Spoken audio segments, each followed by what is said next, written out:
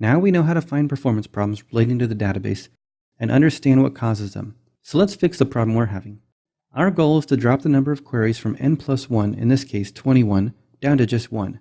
There are 3 queries that we can't really do anything about, so in the end we should be down to 4 queries. If you see in our index view, we have a getQuerySet method. We simply need to add selectRelated to it, and we should see a big improvement.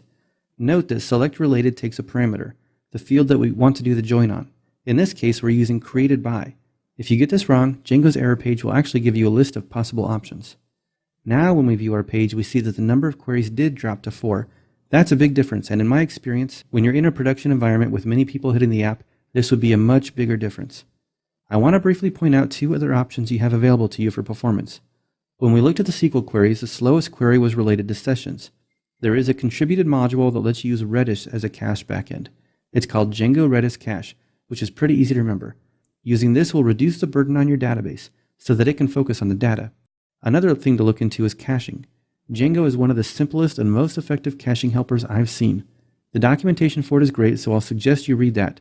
Some of the cool things it can do is cache individual database queries and cache whole pages, and it's quite easy to configure how long a page is cached. That wraps up this section. We've discussed installing the Django debug toolbar, pointed out a very common performance problem, and how to fix it. In the next section, we'll learn how to deploy our app in a production environment.